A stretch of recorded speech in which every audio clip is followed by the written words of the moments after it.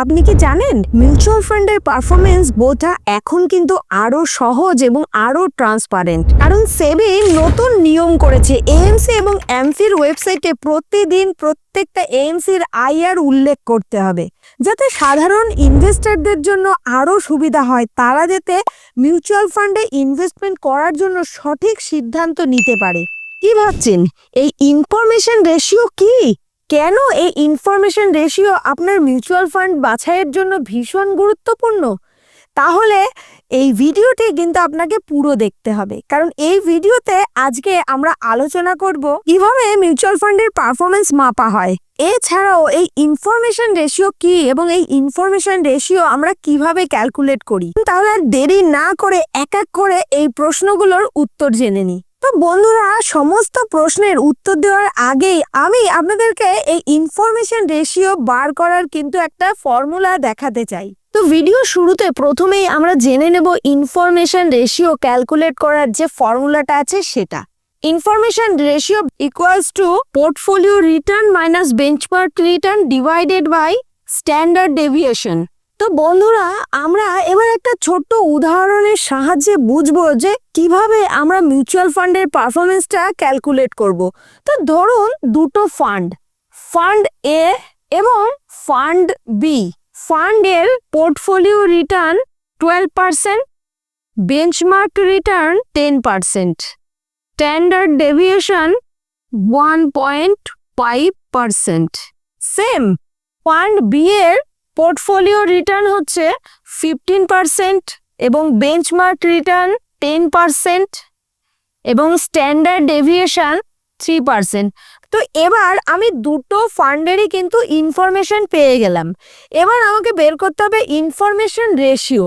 তো ইনফরমেশন রেশিওর যে ফর্মুলা রয়েছে সেই অনুযায়ী আমি যদি ফান্ড এর ইনফরমেশন রেশিও বার করি, তাহলে portfolio return 12% minus benchmark return 10% divided by 1.5%, অর্থাৎ ফান্ড এর ইনফরমেশন রেশিও ইকুয়ালস টু 1.33 এবং ফান্ড বি এর portfolio return 15% minus benchmark return 10% and divided by standard deviation 3, and fund B এর information ratio equals to 1.67। তাহলে বন্ধুরা, এবার আপনারা কিভাবে বুঝবেন যে কোন ফান্ডটা ভালো? এখানে আমরা দেখতে পাচ্ছি ইনফরমেশন রেশিও অনুযায়ী যদি আমরা দেখি, তাহলে ফান্ড বি এর কিন্তু ইনফরমেশন রেশিও রয়েছে 1.67 গ্রেটার দ্যান 1.33। ফান্ড এর কিন্তু ইনফরমেশন রেশিও রয়েছে কম। তাহলে এবার আমরা কি করে বুঝবো যে কোন ফান্ড ভালো পারফর্ম করছে আর কোন ফান্ডের পারফরমেন্স আরেকটি ফান্ডের তুলনায় একটু কম রয়েছে? একদিকে দেখছি ফান্ড বি হাই রিটার্ন দিচ্ছে, আবার তার কিন্তু রিস্কটাও অনেকটা বেশি। অন্যদিকে ফান্ড এ রিটার্নটা কিন্তু অনেকটা কম দিচ্ছে এবং তার ভোলাটিলিটি কিন্তু অনেকটা বেশি রয়েছে, অর্থাৎ high IR equals to efficient and stable return. আবার অন্যদিকে লো আইআর মানে তুলনামূলকভাবে পারফরমেন্স কিন্তু খুব কম দিচ্ছে এবং প্রয়োজনের থেকে বেশি ভোলাটিলিটি হচ্ছে সেই ফান্ডে।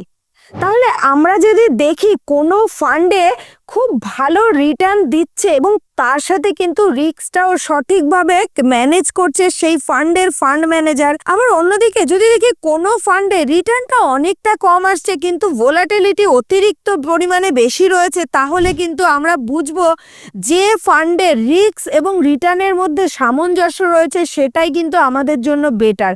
অর্থাৎ যে কোনো ফান্ডের হাই আইআর মানে হচ্ছে সেই ফান্ডটা কিন্তু খুব ভালো এবং লো আইআর মানে অপর ফান্ডটি যার সঙ্গে আমরা তুলনা করছি তার থেকে কিন্তু পারফরমেন্স অনেকটা কম। তো এক্ষেত্রে কিন্তু আমরা সেই ফান্ডটিকেই সিলেক্ট করব যার আইআর হাই। তবে প্রত্যেকটা ইনভেস্টরের ক্ষেত্রে কিন্তু এই আইআর কেন গুরুত্বপূর্ণ সেটা কিন্তু আপনাকে জানতে হবে, কারণ আপনি যখন মিউচুয়াল ফান্ডে বিনিয়োগ করবেন তার আগে কিন্তু সেই স্কিমের আইআরটি চেক করতে ভুলবেন না। গত 22শে জানুয়ারি সেবি কিন্তু এই নিয়মটি চালু করে দিয়েছেন এবং আগামী 3 মাসের মধ্যে কিন্তু প্রত্যেকটা ওয়েবসাইটকে এই নিয়ম অনুযায়ী কিন্তু প্রত্যেকটা স্কিমের আইআর কিন্তু শো করতে হবে, যাতে তাদের ডিসিশনটা আরো ইনফরমেটিভ হয়। আপনি কোনো ফান্ডের আইআর দেখে কিন্তু সেই ফান্ডটির পারফরমেন্স সম্পর্কে যাচাই করতে পারবেন। যেমন ধরুন, যখন কোনো ফান্ড তার বেঞ্চমার্কের তুলনায় বেশি রিটার্ন দেয়, সেই এক্সট্রা যে রিটার্নটা সেটাকে কিন্তু আমরা বলে থাকি আলফা। তো সেই আলফা জেনারেট করার জন্য সে কতটা পরিমাণ রিস্ক নিচ্ছে, এই রিস্ক এবং রিটার্নের মধ্যে যে সম্পর্ক সেটাই কিন্তু বোঝাচ্ছে ইনফরমেশন রেশিও। এই আইআর দেখলেই যে কোনো ইনভেস্টররা বুঝতে পারবেন যে তার সেই ফান্ডটা কতটা হাই রিটার্ন দিচ্ছে এবং সেই রিটার্নটা কতটা স্টেবল এবং এফিশিয়েন্ট ওয়েতে সে দিচ্ছে। আমরা সাধারণত মিউচুয়াল ফান্ডের ক্ষেত্রে অনেককেই দেখেছি যে তারা ন্যাব বা সিএজিআর দেখে কিন্তু মিউচুয়াল ফান্ডের পারফরমেন্স তুলনা করে, কিন্তু এই ইনফরমেশন রেশিও দেখে আপনি যদি মিউচুয়াল ফান্ডের পারফরমেন্স তুলনা করেন তাহলে কিন্তু এটা আরো বেশি এফেক্টিভ। এছাড়াও কিন্তু ইনফরমেশন রেশিও দেখে আমরা বুঝতে পারি সেই ফান্ডের রিটার্নের সাথে রিস্কের কতটা সম্পর্ক রয়েছে। আমরা যে কোনো ফান্ড থেকে হাই রিটার্ন তো চাইতেই পারি, কিন্তু সেই হাই রিটার্ন জেনারেট করতে গিয়ে সেই ফান্ডের ফান্ড ম্যানেজার কতটা রিস্ক নিচ্ছে সেটাও কিন্তু দেখাটা খুব গুরুত্বপূর্ণ। যখন কোনো ফান্ডের আইআর হাই রয়েছে তাহলে আপনাকে বুঝতে হবে সেই fund manager high return generate করছে লো রিস্ক দিয়ে। আর যদি আপনি দেখেন আইআর লো রয়েছে তাহলে আপনাকে বুঝতে হবে সে লো রিটার্ন জেনারেট করছে, কিন্তু তার এগেইনস্টে অত্যাধিক হাই রিস্ক কিন্তু সেই ফান্ড ম্যানেজার নিয়ে নিচ্ছে। তো এখানেই কিন্তু ফান্ড ম্যানেজারের দক্ষতার উপর একটা বড় প্রশ্ন ওঠে। দীর্ঘ বহু সময় ধরে যদি দেখেন কোনো মিউচুয়াল ফান্ড স্কিম ভালো পারফরমেন্স করছে না, তাহলে কিন্তু বুঝতে হবে সেই ফান্ডের ম্যানেজমেন্টে কোনো সমস্যা রয়েছে। সেই কারণে আমাদের প্রত্যেকের মিউচুয়াল ফান্ড স্কিম চুজ করার আগে অতি অবশ্যই সেই ফান্ডের আইআরটি কিন্তু চেক করা উচিত। ধরুন বন্ধুরা, আপনারা যখন কোনো ওয়েবসাইটে গিয়ে মিউচুয়াল ফান্ডের কোনো স্কিম চুজ করছেন, তো সেক্ষেত্রে সেই ফান্ডের দেখবেন যে আইআর কত। ধরুন কোনো ফান্ডের আইআর রয়েছে 1.5, আবার অপরদিকে কোনো ফান্ডের আইআর রয়েছে 0.8। তো এক্ষেত্রে কিন্তু আপনারা এটা দেখে বুঝে যাবেন যে ফান্ড এ কিন্তু অতিরিক্ত রিটার্ন দিচ্ছে এবং কম রিস্ক নিচ্ছে, আবার ফান্ড বি কিন্তু রিস্ক খুব বেশি নিচ্ছে বাট রিটার্ন কিন্তু জেনারেট করছে খুব কম। সেই কারণে এই রকম যদি আপনি ক্যাটাগরিতে দেখেন তাহলে এক্ষেত্রে কিন্তু ফান্ড এটা হবে আমাদের বেটার অপশন। এক্ষেত্রে আমরা ফান্ড এতে কিন্তু বিনিয়োগ করব। এই আইআর এর মাধ্যমে কিন্তু আমরা বুঝতে পারবো যে একজন ফান্ড ম্যানেজার কতটা দক্ষতার সাথে সেই ফান্ডটাকে ম্যানেজ করছে। সেই ফান্ডের আইআর আপনি চেক করবেন এবং লাস্ট বহু বছর ধরে যদি দেখেন কন্টিনিউয়াসলি সেই ফান্ডের আইআর হাই রয়েছে তাহলে বুঝতে হবে এক্ষেত্রে ফান্ডটি কিন্তু খুব সুন্দরভাবে এফিসিয়েন্সির সাথে কিন্তু ম্যানেজ করা হচ্ছে। তো বন্ধুরা, এই যে সেবি নিয়ম করেছে আইআর দেখাতেই হবে, এর পিছনে সেবির উদ্দেশ্য কি রয়েছে?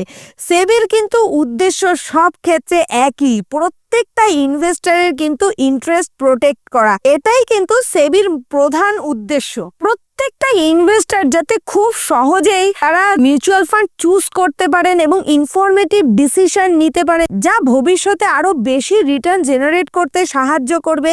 এই কারণেই কিন্তু সেবি মিউচুয়াল ফান্ডকে সব সময় কিন্তু ট্রান্সপারেন্ট রাখার চেষ্টা করছে। তার উদ্দেশ্য একটাই, বিনিয়োগকারীদের প্রতি কিন্তু তাদের নজরদারি সব সময় রয়েছে। তাদের কোনটায় সুবিধা হবে কোনটায় অসুবিধা হবে সেগুলো কিন্তু সর্বদাই দেখে চলছে সেবি, অর্থাৎ securities and exchange board of India. তাহলে বন্ধুরা বুঝতেই পারছেন ইনফরমেশন রেশিও কিন্তু শুধুমাত্র কোনো সংখ্যা নয়, it is a measure of efficiency consistency of A fund. তাহলে বুঝতেই পারলেন ইনফরমেশন রেশিও কি এবং কেন তা আমাদের জন্য ভীষণ গুরুত্বপূর্ণ। বন্ধুরা, আপনারা যারা এখনো এসআইপি শুরু করেননি, শুরু করবেন বলে ভাবছেন, তারা কিন্তু চাইলেই প্লে স্টোর থেকে আমাদের পিএইচডি ক্যাপিটালের অ্যাপটি ডাউনলোড করে সেখানে কেওয়াইসির প্রসেসটা কমপ্লিট করার পরেই আপনি কিন্তু এসআইপি চালু করতে পারেন। আর কোনো রকম সহযোগিতার প্রয়োজন হলে আমাদের স্ক্রিনে দেওয়া ফোন নম্বরে যোগাযোগ করতে ভুলবেন না। এবং ভিডিওটি কেমন লাগলো সেটা জানিয়ে কমেন্ট সেকশনে কিন্তু কমেন্ট করতে ভুলবেন না, আর অতি অবশ্যই একটা লাইক তো করবেনই। আমাদের চ্যানেলটি সাবস্ক্রাইব করে রাখতে ভুলবেন না, কারণ এরকমই ফিনান্সিয়াল রিলেটেড নতুন নতুন ইনফরমেশন, নতুন নতুন নিউজ কিন্তু আমরা এই চ্যানেলে শেয়ার করব। দেখা হবে পরবর্তী কোনো ভিডিওতে, ততক্ষণ পর্যন্ত ভালো থাকুন, সুস্থ থাকুন।